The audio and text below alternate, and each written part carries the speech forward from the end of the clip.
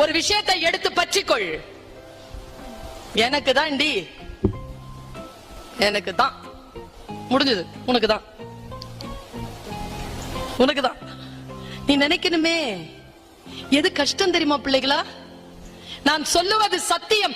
எது கஷ்டம் தெரியுமா? நமக்கு ஆசை இருக்கிறது தவிர நம்மில் எத்தனை பேருக்கு அந்த ஆசையை நிறைவேறக்கூடிய காட்சியை மனதிலே ஏற்படுத்தக்கூடிய திட்பம் இருக்கு?